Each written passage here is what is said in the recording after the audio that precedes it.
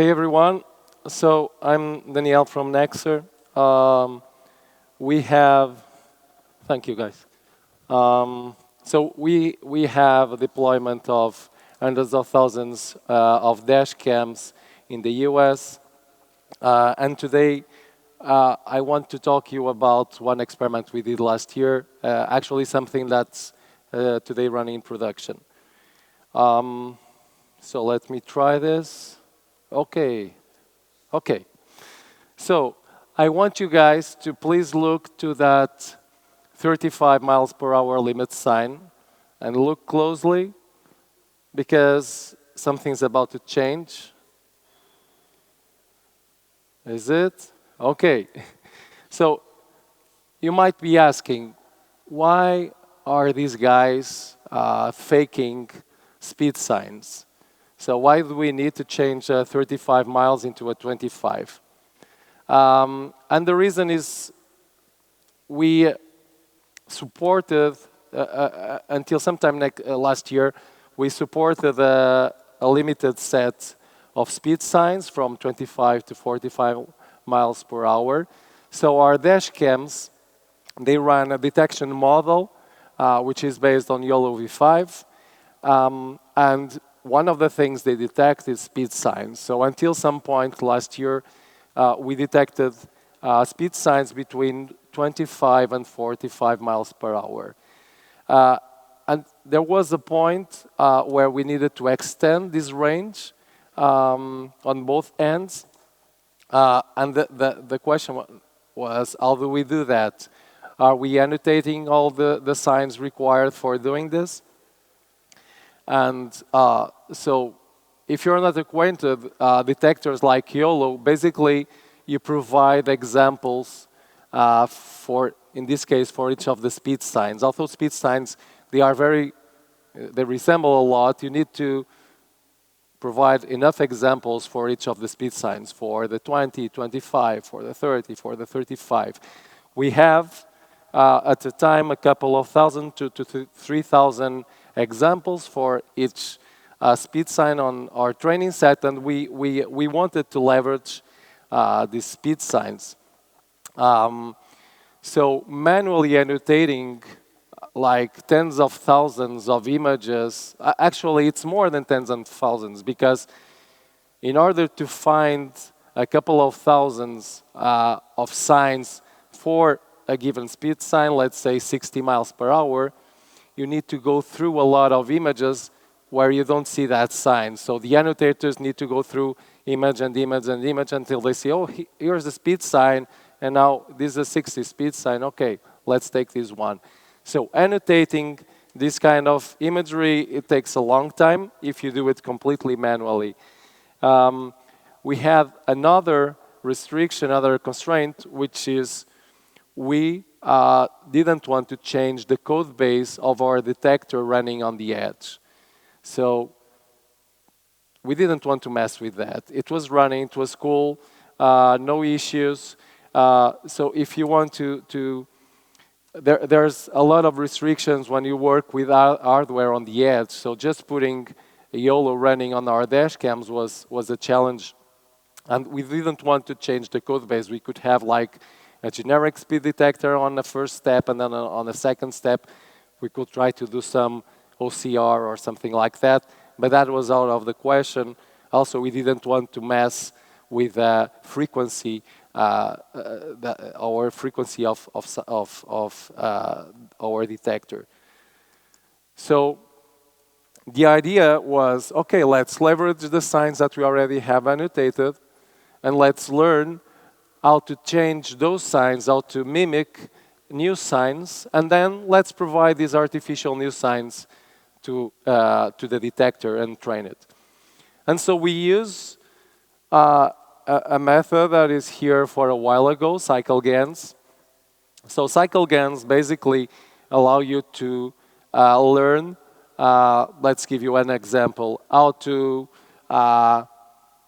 pick up an image from a zebra and make it look like a horse. And this kind of method is very interesting because they don't need a paired pair data sets. You don't need to show the before and the after. You basically provide two independent data sets, and then like it will be very difficult to provide the exact same image, the exact same posture of a zebra and a horse. So you provide images of zebras, you provide images of horses, and you tell the CycleGAN, now learn how to transform a zebra into a horse and a horse into a zebra.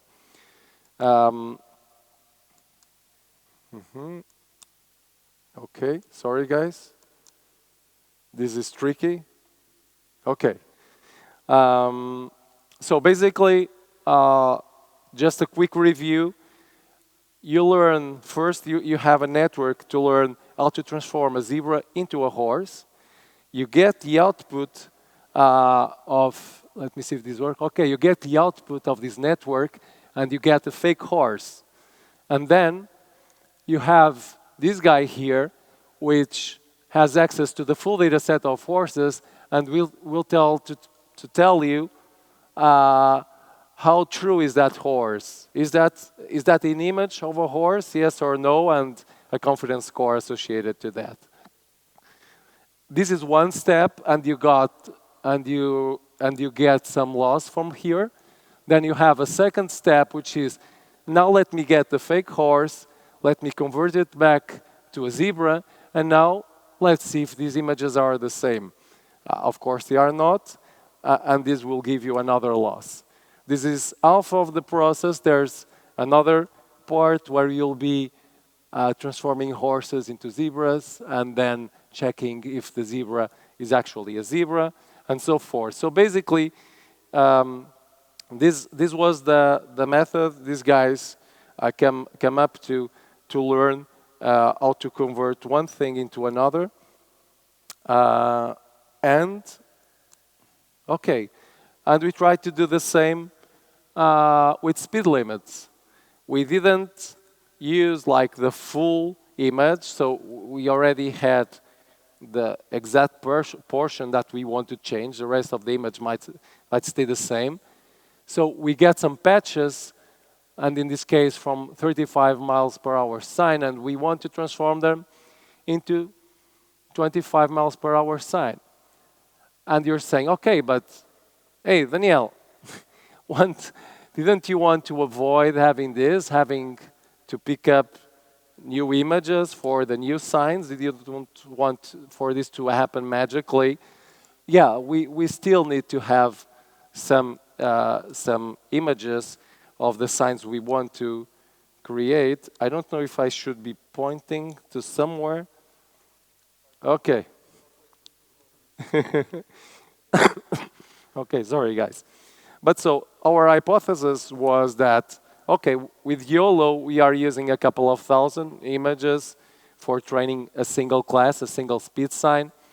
That we might need as much, but we want our accuracy to be very high there. And our hypothesis was with CycleGANs, if we want to learn to translate 35 miles per hour into 25, okay, we will need less images. And that was true. With 50 examples alone were sufficient to learn how to transform 35 into 25 signs. We actually used more on the 35 signs because we have thousands, but on the 20 sides, on the 25 sides, so on the new sign, we only used 50. We did observe that if we used more images on the new sign, we will get more aesthetic appealing fake images, but this didn't have an impact later on when training the detector. So we keep this as short as possible. Also, since we are like training very small patches, we only needed like 15 minutes to learn how to convert one sign into another. So this is super fast. It didn't need to be as fast, but it was. So this was also a great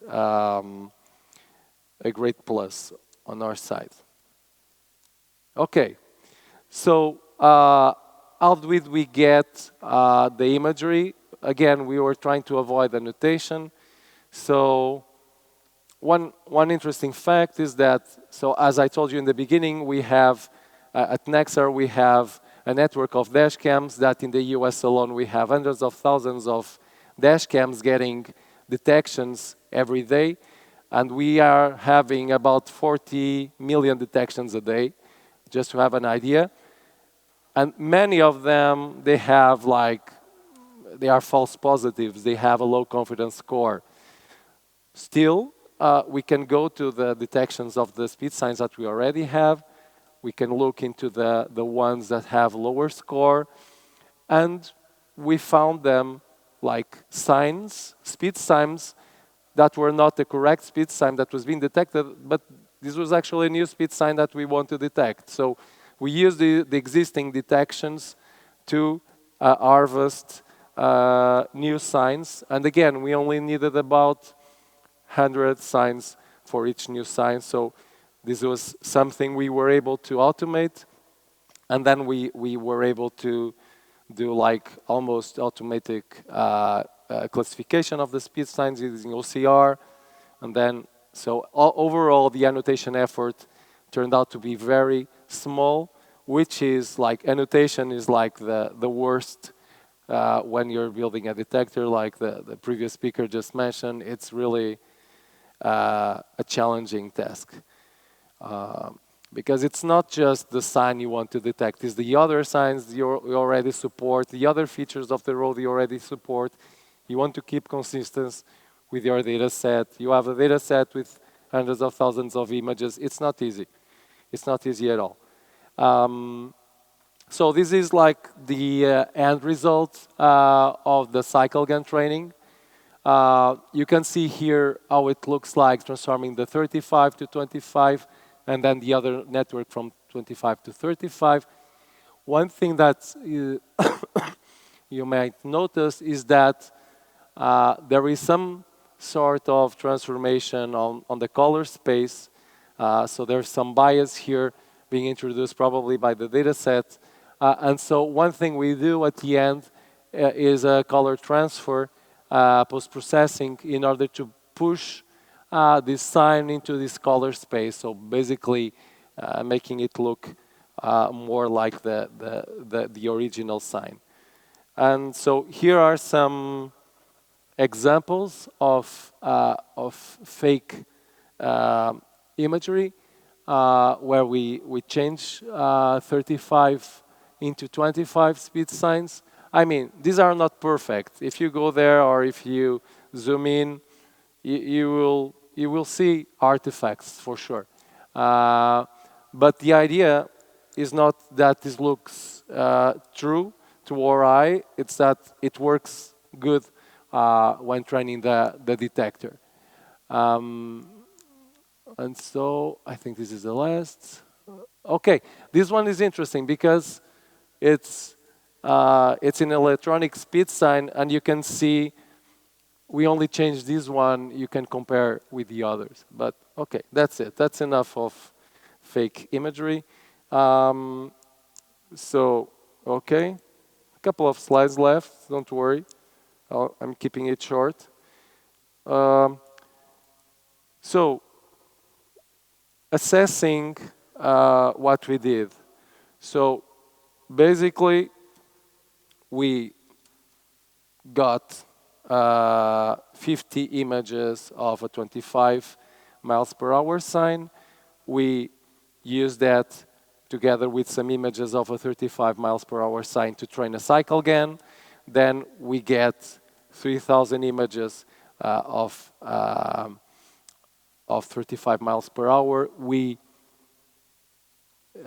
translate those, or we use those to fake 25 miles per hour sign. And basically then we train two detectors. One with the original signs, and we did have a couple of thousand images of 25 miles per hour. So this was just to have a comparison, to do some sort of A/B testing. And two, we did the same thing, only changing the 25 originals signs by 25 miles per hour fake signs. And what we saw after training these two detectors is that their performance overall was more or less the same. We did see a drop on when faking the 25 miles per hour sign, but this drop is on the, it's like 0.01 MAP 50, so we are in the range of the 90s here, so we are already talking about good precision scores here. So this was something that was, I mean, given the advantages and the speed and the much lower costs of doing this, why this was something that we were happy to take.